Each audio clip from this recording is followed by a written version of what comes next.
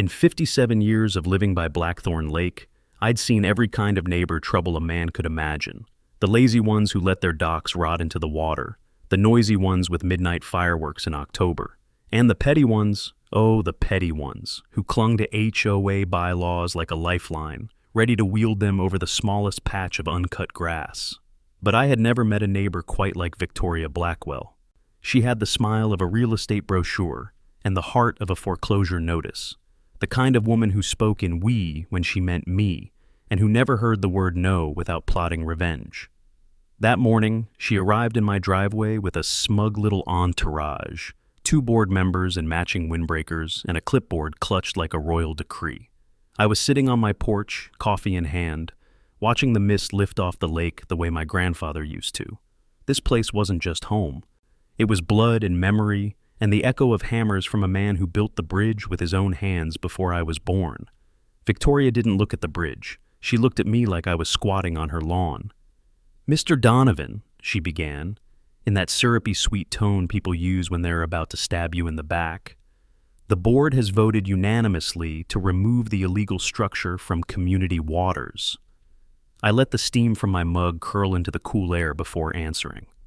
"Illegal structure?" I asked. "You mean the bridge my family's owned since 1934? Her lips twitched, not a smile, more like a lawyer's smirk when they think they've found a loophole. "You have no documented easement, and according to our survey, a portion of that bridge crosses into HOA jurisdiction. We'll be removing it tomorrow." It wasn't what she said that got to me. It was the way she said it. Final, confident, like the lake was hers, like history didn't matter, like she was used to winning. I'd dealt with people like her before, in courtrooms, on job sites, at kitchen tables where land deeds were older than the town charter. And I'd learned something important. The loudest voices rarely understood how fragile their ground really was. "Is that right?" I said, more statement than question. She glanced at her companions, and one of them stepped forward to hand me a folded paper. I didn't open it. I didn't need to. I could smell the HOA ink before it even hit my hand. "Consider this formal notice," she added, as if that made it sacred. "If you interfere with the demolition crew tomorrow, you will be in violation of section—" "Save your sections," I cut in, my voice still calm. "And take your paper back. I've got my own copy in the safe, from a better authority than your boardroom." One of her men puffed his chest. The other shifted like he was itching for a reason to speak. But Victoria just tilted her head, studying me, the way a cat studies a bird behind glass. "You're making a mistake," she said softly. I set my mug down on the railing, the ceramic clicking against wood that had felt the weight of 3 generations. "Maybe," I said. "But here's the thing about mistakes, Victoria. Some of them you survive. Some of them you don't." Her eyebrows lifted a fraction. "Is that a threat?" I shook my head. "Just an observation."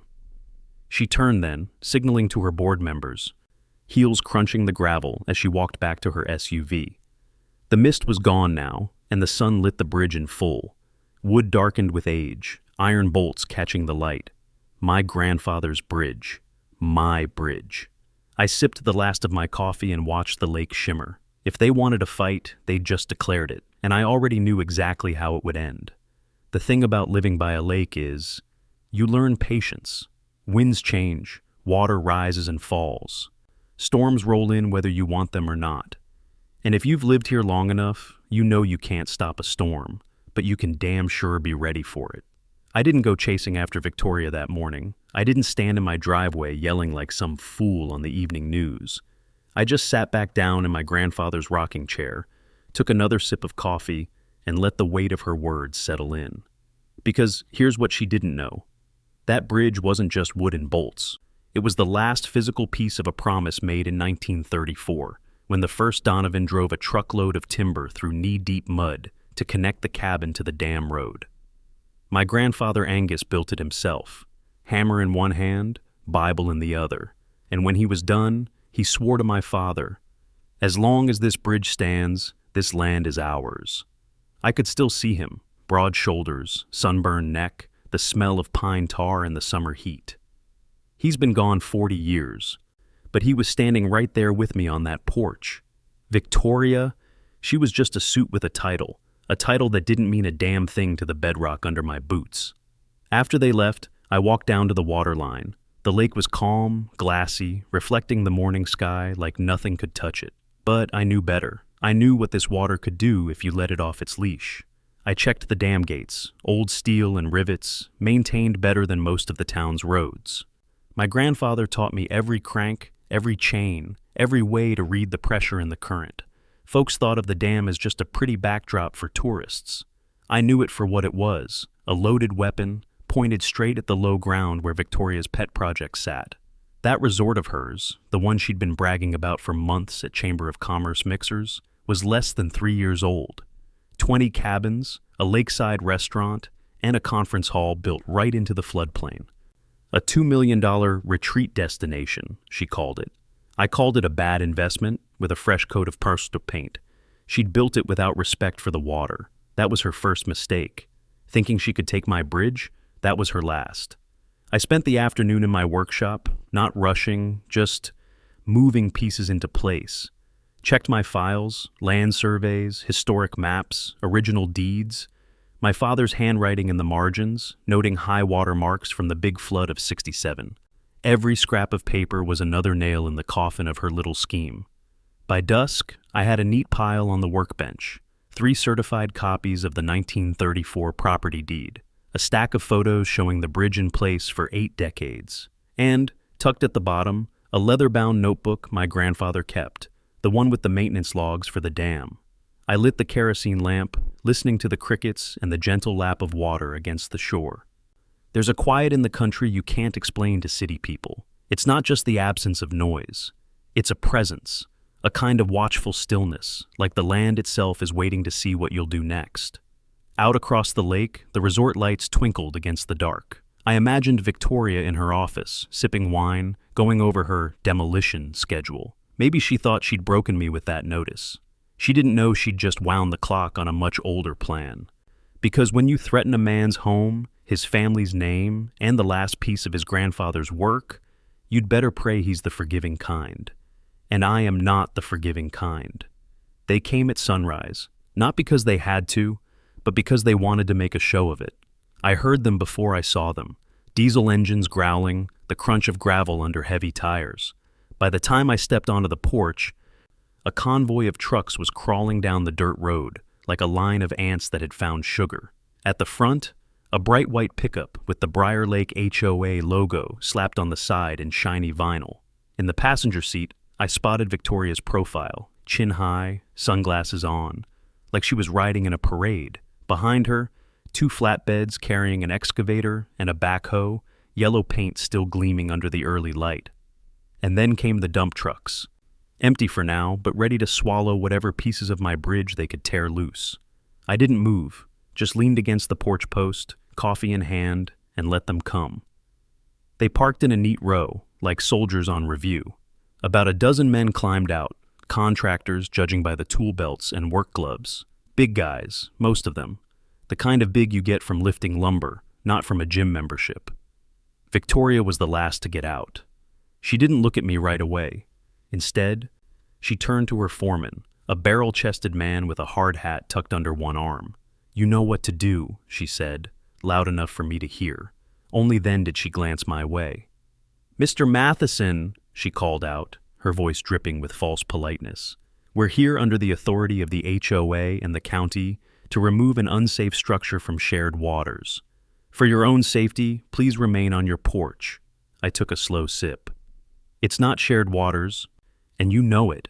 Her smile didn't reach her eyes. "Not anymore." The foreman barked orders, and the machines roared to life.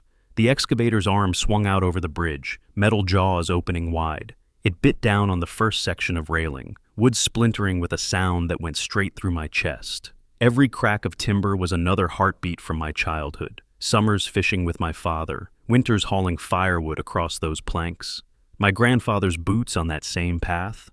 Year after year. Now, it was just debris in a metal claw.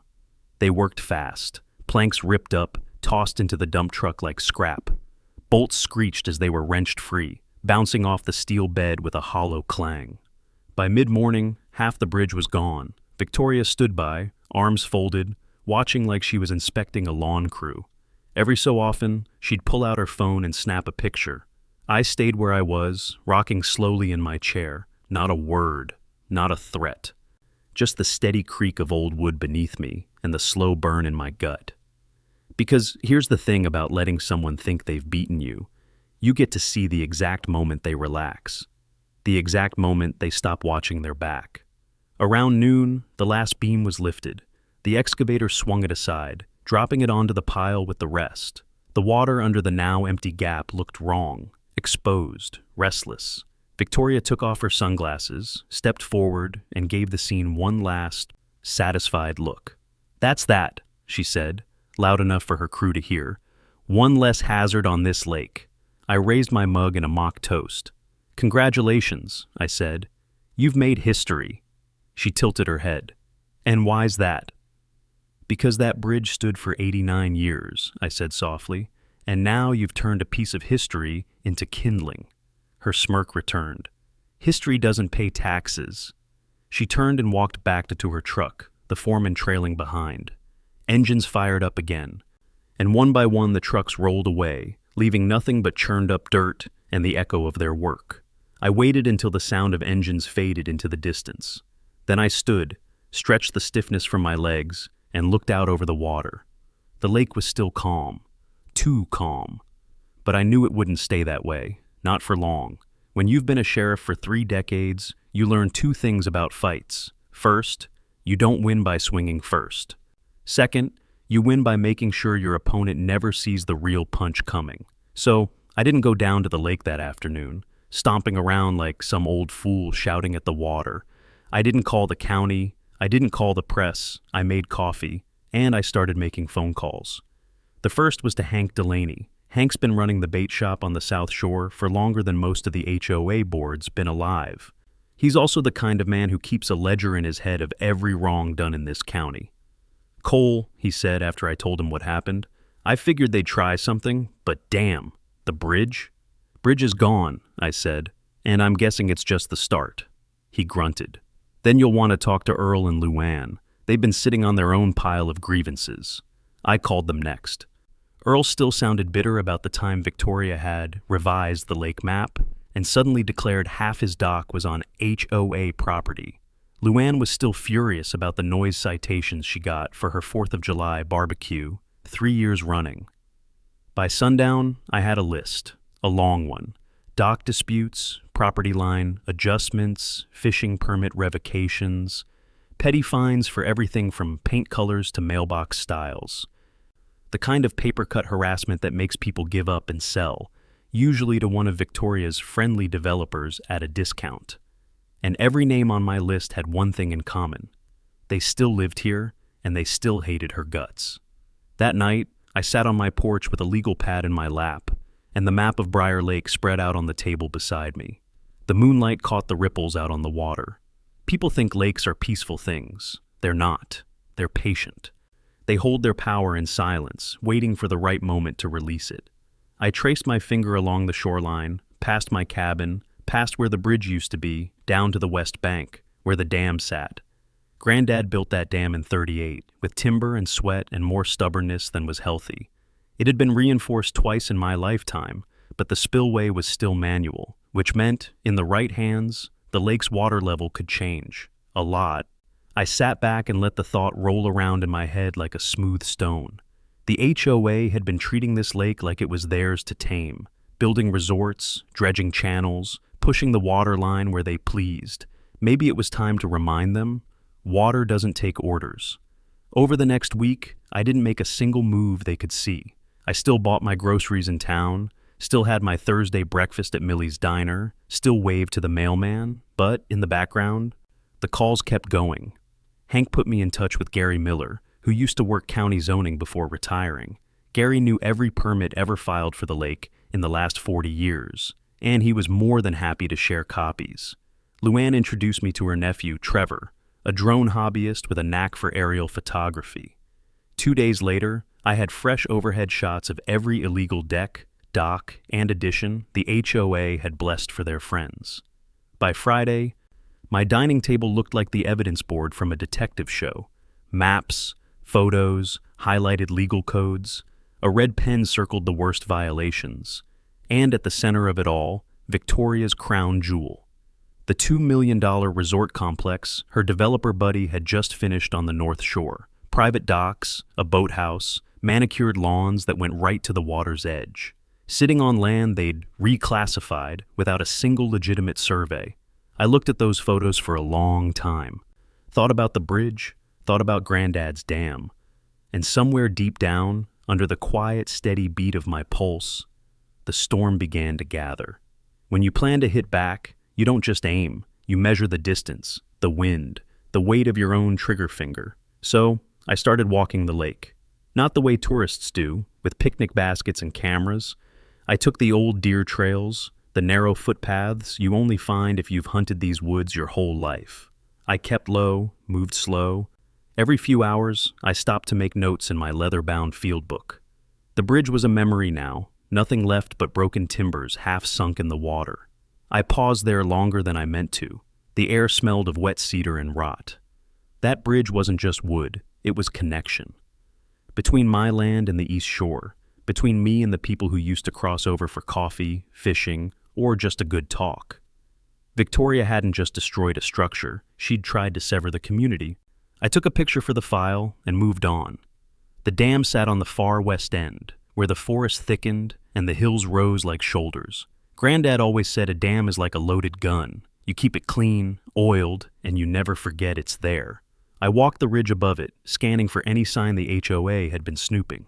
Nothing. Most of them didn't even know the spillway was manual. The control gate was still where Granddad left it. A heavy steel wheel, rusted but solid, chained and padlocked. I tested the chain, still strong, but the lock, I knew I had the spare key somewhere in the cabin. I crouched, brushing leaves off the spillway track. The grooves were clear enough to move water fast, if I wanted to. My mind turned over the math, rainfall, seasonal level, shoreline slope. I could predict exactly how far the water would rise before spilling into the flood channel, and exactly which improvements the HOA had built just a little too close to that water line. A couple days later, I took Trevor's drone data and matched it to Gary's old zoning maps. That's when the real picture came into focus. The resort's lower lawn, illegal fill, the private docks, built past the legal limit, the boathouse, sitting partly on county easement. And here's the beautiful part. They'd built all of it assuming the lake would stay at its current, lowered level, which meant one crank of that steel wheel and half their investment would be under a foot of water. But I wasn't ready to act yet. Revenge, real revenge, isn't about making noise. It's about timing. So I kept fishing. That's what I told anyone who saw me poking around the shore with a walking stick and a beat-up tackle box. I checked culverts, drainage ditches, old survey markers. I wanted every piece of this puzzle tight before I touched that dam. One afternoon, while measuring the runoff channel north of the resort, I spotted something, a small white pipe, barely sticking out from the bank. Followed it back and found an illegal water intake. They were pumping lake water for their decorative fountains and irrigation without a single permit. I took photos from 3 angles, added them to the file. By the end of the week, my dining table was more war room than kitchen. Aerial shots, annotated maps, rainfall charts going back 15 years, photos of every illegal structure. I poured myself a bourbon and sat down in the old rocking chair by the window. Outside, the lake was flat as glass, quiet, waiting. It's a strange feeling, knowing you hold the lever, literally, that can change everything for the people who've been bleeding you dry. And I wasn't thinking just about flooding their lawns. I was thinking about making sure, when the water came, there'd be nothing they could do but watch. And remember whose lake this really was. When you've hunted men for a living, you learn something about predators. The moment they feel safe is the moment you take them. But first, you let them think they've already won. The next Monday, I showed up, uninvited, at the HOA's Community Beautification meeting. I hadn't been to one in years, not since Victoria and her crew turned them into little more than victory laps for whatever pet project they were ramming through. I walked in slow, coffee in hand, old denim jacket on my shoulders. A couple of them smirked, like they'd already forgotten the forged court order incident. "Cole," Victoria said, with that politician's smile she wore like armor. "I didn't expect to see you here. Come to lodge another complaint?" I gave her my laziest grin. "Nope, just wanted to hear about all the good work you've been doing." Her eyes narrowed just a fraction, just enough for me to know she smelled something under the surface. For the next 45 minutes, I played the part of the mellow old-timer who had finally accepted the HOA's vision. I nodded when they talked about the new shoreline enhancements. I even asked about the resort's upcoming grand opening, pretending I was impressed. Meanwhile, I was taking mental notes. Who sat where? Who deferred to whom? Which of them checked their phone every few minutes, waiting for a text from someone outside the room? And most importantly, who wasn't there? One of her key allies, a guy named Phil Garner, head of maintenance, was conspicuously absent. Later I'd learn he was out of state, which meant his access keys, his codes, maybe even his truck, were sitting unattended. The next day I started the fishing trips. Only these weren't about fishing. I made sure to be seen down by the old bridge site, poking at the water with a stick, shaking my head, talking with a couple of neighbors loud enough for word to spread. If you listened in, you'd hear me muttering about maybe selling the place before the HOA made it impossible to live here. The gossip chain lit up like dry pine needles. Victoria would think she'd broken me, that I was finally tired enough to pack it in and leave. That's exactly what I wanted. Meanwhile, the real work happened at night. Trevor flew his drone after sundown, low and silent over the resort. His infrared camera picked up the landscaping crew's irrigation schedule, the lights on the lower docks, even the water pumps feeding those illegal fountains. Gary pulled the latest rainfall forecasts for me. Looked like we'd have a steady rise in lake level for the next 10 days, even without my help. Perfect cover. And Earl? He found something I hadn't counted on. The resort's insurance policy didn't cover damage from changes to natural water level, which meant if the lake rose past a certain point, they'd be eating the loss entirely. By Friday, the bait was set. I ran into one of Victoria's junior board members at Millie's Diner, made sure he saw me studying a real estate flyer for property 2 counties over. Let him accidentally overhear me asking the waitress how hard it was to get a moving truck on short notice. By that evening, I'd bet good money the story had reached Victoria's ears. Cole Matheson was done. She'd be feeling safe now, certain the lake was hers to control. That night, I walked down to the dam. Moonlight on steel, the low hum of the water pressing against the gates. I knelt by the wheel, pulled the padlock key from my pocket. I didn't turn it, not yet. You don't spring the trap when the prey is still sniffing the bait. You wait until their head is all the way in. And then, you close it. There's a certain sound a steel gate makes when it's been holding back pressure for too long. It's low, almost a growl. That night, the dam was speaking to me. I walked the ridge in darkness, my boots silent on the pine needles. The air was heavy with the smell of wet earth and coming rain. Somewhere behind me, the lake stretched wide and black, a sleeping giant that only needed a nudge to wake. When I reached the spillway platform, I set down my pack and pulled out a heavy flashlight. Its beam cut across the metal, catching the rust along the wheel's rim, the damp sheen on the gate housing. Granddad's voice came back to me, as clear as the night he first brought me here.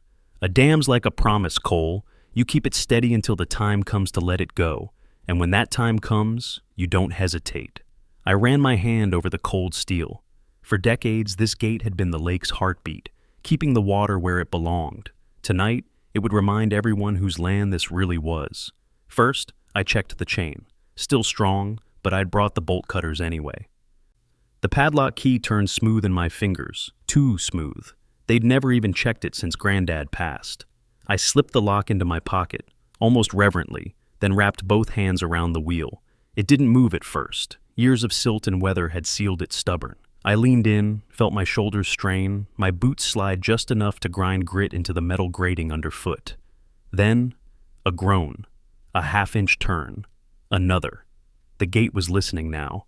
I worked it slowly. Opening too fast could send a surge big enough to draw attention immediately. No, this had to look like nature's hand. Rain swollen, gradual, inevitable. Water hissed below, first a trickle, then a steady rush. I stepped back and watched the current take shape, swirling white against the dark. On my wrist, my old field watch ticked steady. I'd time the release to match the next 3 days of forecasted rain. That way, by the time anyone suspected something, it would be too late. I squatted by the edge, shining the flashlight down the channel. It was working. Already the lake's surface was shifting, almost imperceptible, like a slow breath in. That's when the memories hit harder than the cold. Standing here as a boy, holding Granddad's lunch pail, him explaining how the gate fed the mills downstream, how lowering the lake meant the farmers got water, how raising it could protect the fish spawn in spring. It was power, not just in the steel and the water, but in knowing when to use it. And tonight, I wasn't using it for fish or farmers. I was using it to drown arrogance. Before I left, I locked the gate wheel again, not all the way shut, but enough to keep curious eyes from guessing what I'd done. From the shore, nothing would look different yet. The resort lights twinkled in the distance, oblivious. I packed up, slung the bolt cutters over my shoulder, and started back through the trees. Halfway home, I stopped on the ridge. Below, the lake gleamed in the moonlight, serene, but I could already feel its weight shifting. Somewhere in my gut, the tension eased. Not completely. This was only the first move, but enough to know the game had finally begun. The first morning after I cracked the gate, the lake looked no different to anyone else.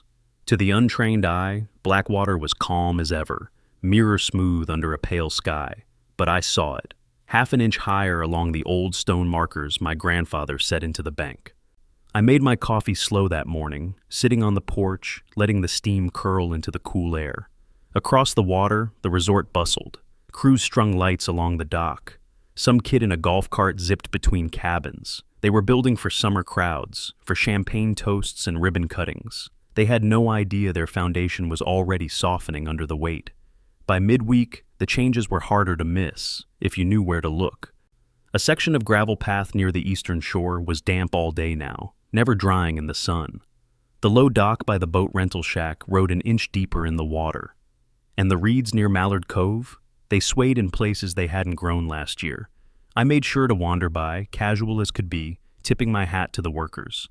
Nobody paid me much mind, just the old man who liked to walk the shoreline. The weather played its part beautifully. 3 straight days of rain, heavy at night, gentle in the morning. The lake drank it in, every drop adding to the quiet pressure pressing against the resort's manicured edges. I'd visit the dam at night, lantern shielded, checking the wheel's position. A quarter turn more here, an eighth there, never enough to draw suspicion if someone stumbled on it, but always pushing the water higher. One afternoon, I spotted Victoria herself down at the main dock, barking at some poor landscaper about flower arrangements. She didn't see me, but I saw her, heels clicking on the wetboards, hair perfect, confidence radiating. She had no idea she was walking on what would soon be her ruin.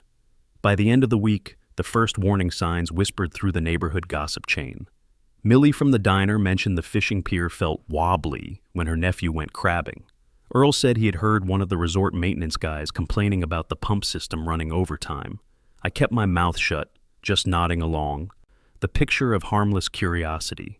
Inside, though, I could feel the current shifting. The game clock was ticking down. That Saturday night, I walked the ridge above the resort. The moon was a thin silver hook, just enough light to see the glimmer on the flooded grass near the volleyball court. The sound of the lake had changed too. Not just lapping, it was pressing, a deeper, throatier sound against the retaining walls. Standing there, I realized something. The lake wasn't just water. It was memory, legacy, and patience all bound in one, and now it was becoming my weapon. I turned to head home, boots sinking slightly into ground that should have been firm. Tomorrow I'd check the insurance trigger line. Earl had marked it on a stake weeks ago. One more good rain might push us over, and when that happened, there'd be no turning back. It happened on a Sunday morning, just before dawn. The rain had come heavy all night, hammering the tin roof, drumming against the windows. When I stepped out onto the porch, the air smelled of wet pine and river mud, a scent I'd known my whole life. And there it was. The stake Earl had planted weeks ago, with that red line scratched into it, the insurance trigger. Anything above that mark, and the resort's flood coverage would have to kick in. The water was kissing it, not lapping, not flirting, kissing it, steady and sure. I sipped my coffee and watched the first sunlight creep across the lake. It was almost tender, The way the light touched the cabins, the docks, the perfect little beachfront Victoria had spent so much money grooming, tender, but temporary. By mid-morning, the whispers started. I caught two maintenance guys arguing near the main dock, something about the sump pumps working overtime and still losing ground. A delivery truck backed in with crates of bottled water, the driver looking confused when no one came to sign. Even from the road, I could see it. The volleyball court was half a pond now, and the lower fire pit, the one they used for those exclusive guest bonfire nights, just a circle of wet ash. I walked down to the general store for milk I didn't really need, just to hear the talk. Millie leaned over the counter, eyes wide. "You hear about the cabins on the east side? Some of them got water under the floorboards already." I gave her my best slow nod. "Shame about that. Guess all that rain's catching up." She lowered her voice. "HOA's in a tizzy. Victoria called an emergency meeting this afternoon. Closed doors, no press." That meeting. I didn't need to be inside to know how it went. I could picture it. Victoria pacing, her lieutenants sweating through their polos, someone blaming the county, someone else muttering about sabotage but too scared to say my name out loud. They wouldn't dare. Not yet. Late that afternoon, I walked the ridge again. The resort was quiet now, too quiet for a place that should have been gearing up for the summer rush. From my vantage point, I saw the first real sign of panic, a flatbed truck hauling sandbags in from town. Workers in reflective vests formed a sloppy chain, stacking them along the west retaining wall. It was a laughable effort. The water would come from everywhere, not just there. That night, I went back to the dam. The gate wheel felt slick in my hands from the humidity. I gave it just a quarter turn more, enough to keep the water climbing, but not so fast they'd hear the roar in their sleep. Below me, the spillway rushed like a living thing. I closed my eyes and listened. It sounded like inevitability. Walking home, I passed a neighbor's yard where the grass near the driveway was underwater. They'd stuck a "for sale" sign in the mud, the kind you could buy at the hardware store for $5. No realtor's number, just a message. I'm done. By the time I got back to the porch, the moon was up, the lake gleaming like a sheet of silver. We were past the point of return now. The trigger had been pulled, and the insurance clock was ticking. All that was left was to watch them scramble. By Monday morning, the resort was in full panic mode. You could see it from a mile away, literally. The steady hum of construction equipment had turned into a desperate roar. Pumps growled day and night, hoses snaking into the lake like a tangle of dying serpents. From my porch, I watched them throw everything they had at the water, the kind of emergency response that looks good on a budget report but collapses in the real world. They called in extra crews. Men in neon vests jogged between cabins, hauling tools and cursing under their breath. The lower parking lot was a swamp now, with water seeping up through cracks in the asphalt. At one point, I saw Victoria herself, dressed in rubber boots and a crisp white blouse, phone clamped to her ear, wading knee-deep by the fire pit. She was shouting at someone, waving her free arm like she could push the lake back by sheer force of will. The HOA tried their own brand of damage control. They sent out a community alert email blaming unprecedented rainfall and assuring residents that all necessary measures were being taken. Earl printed a copy and slid it across the counter at the diner, grinning like a man who'd just heard the best joke of his life. "Unprecedented rainfall," he said. "We've had worse every spring since '82. Hell, I've got scrapbooks." By Tuesday, the sandbag lines were doubling in height, but the water didn't care. It found the gaps, the low points, the places they had forgotten to reinforce. I walked by one of those spots in the afternoon, a small dip near the tennis courts where runoff poured in like a hidden stream.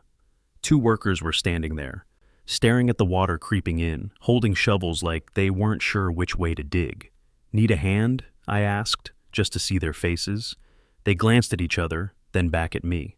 "Nah, we got it," one said, though his voice carried less conviction than a kid caught sneaking out after curfew. Wednesday brought the news I'd been expecting. The first cabin had been evacuated. Word was the floor joists had started to warp, and a guest nearly sprained an ankle stepping inside. HOA security escorted them out, luggage piled into a golf cart, while a maintenance man muttered something about the structural integrity under his breath. That night, I walked the ridge again. The moon was nearly full now, the lake bright enough to read by. I could see the reflection of the floodlights they'd set up around the resort, harsh white beams cutting across the water, making the whole place look like a prison yard. From up there, it was obvious. They were fighting a battle they couldn't win. The lake wasn't retreating. It was claiming ground, one slow inch at a time. I didn't touch the dam that night. Didn't need to. Sometimes the best move is letting nature take credit for your work. Instead, I sat on the porch, sipping bourbon, listening to the distant whine of pumps and the occasional shouted order. They thought they were buying time. I knew they were just paying interest on a debt that would break them. It hit just after midnight on Friday. The air was heavy, the kind that sticks to your skin. Storm clouds blotted out the moon, and somewhere in the distance thunder grumbled like an old dog. I was on the porch when I heard it. First a sharp crack, then a low, hungry roar. Not from the sky, from the lake. I grabbed my flashlight and headed toward the ridge. Each step brought the sound closer, fuller, until it was a constant rolling growl. When I reached the overlook, I saw it. One of the retaining walls at the west end had collapsed. Not crumbled, collapsed. A jagged hole gaped where concrete used to be, and water poured through like it had been waiting for this exact moment. Below, chaos had taken hold. Floodlights danced across the scene, throwing long, jerking shadows of men running with shovels, shouting over the roar. Pumps screamed at full capacity, spitting weak streams into the black. Somewhere, a woman was yelling, sharp, panicked, a sound that cut right through the storm's rumble. I spotted Victoria near the office, her white blouse plastered to her skin, hair stuck to her face. She was barking into her phone with one hand and pointing wildly with the other, like she could orchestrate the water into submission. The tennis courts were gone, just an expanse of brown, swirling water. 2 golf carts sat half-submerged, their headlights still glowing underwater like ghostly eyes. Further down, the boardwalk leading to the east cabins had vanished beneath the surface. The cabins themselves still stood, but the lake was licking their porches now. It was only a matter of hours. Then came the tipping point. One of the east side cabins, a big one, the kind they rented to VIPs, shuddered visibly. The stilts beneath it, already warped and groaning, gave way with a sound like a tree snapping in a storm. The whole structure tilted, hesitated, and then slid into the water. Gasps and shouts rippled through the workers, followed by silence. Even the pump seemed quieter for a moment, as if the whole place was holding its breath. I stayed up on the ridge, watching. No need to get closer. I'd seen enough disasters in my life to know the pattern: panic, pushback, exhaustion, and then surrender.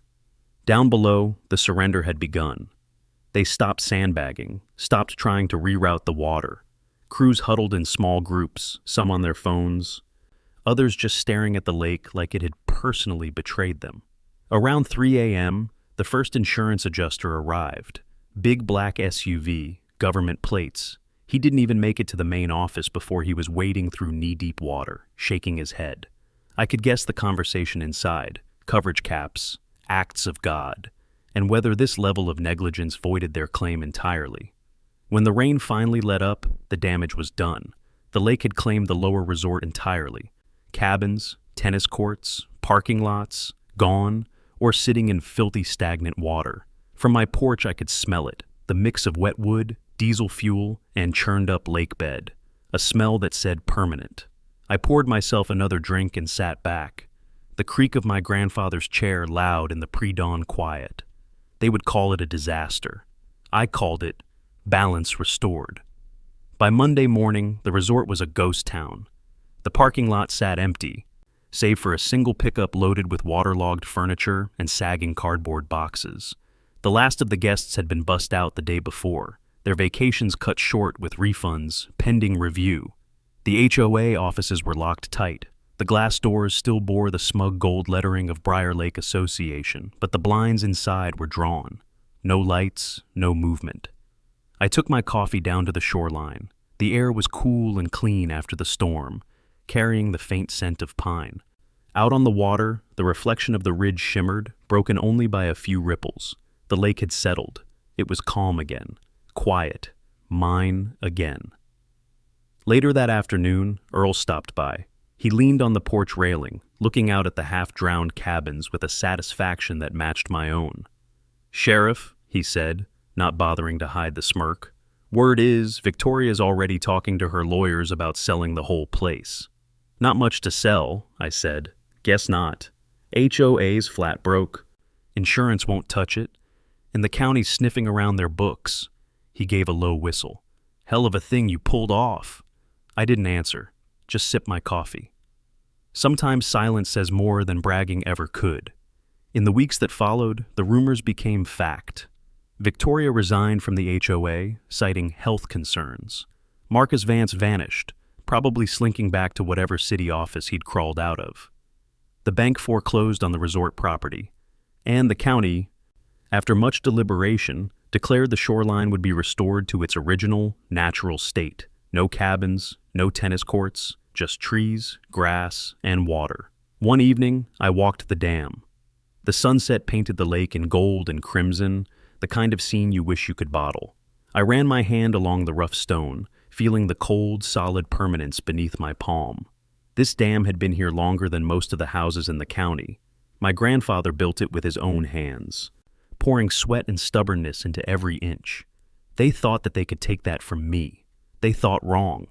The truth is, I didn't win by brute force. I didn't win because I was louder, richer, or younger. I won because I knew the lay of this land. Every inch, every current, every stubborn law in the books. And I waited. Let them push, let them overreach, let them create their own noose. And then I gave it the slightest tug. One morning in late spring, I saw the first loon return. It drifted across the glassy surface, calling out that long, haunting note I'd grown to love. That's when it hit me. This wasn't revenge. Not really. It was restoration. Restoration of a lake, of a legacy, of a balance that never should have been disturbed in the first place. When I turned to head back up the trail, I noticed something on the dam, a scrap of paper, pinned under a stone. It was a typed letter, no signature, just 2 words, "You win." I smiled, left it where it was, because this was never about them knowing they'd lost. It was about me knowing I'd protected what mattered. And as the evening breeze rippled the lake, I realized something else. The war was over. The water was mine. And sometimes the best kind of victory is the one no one can take back.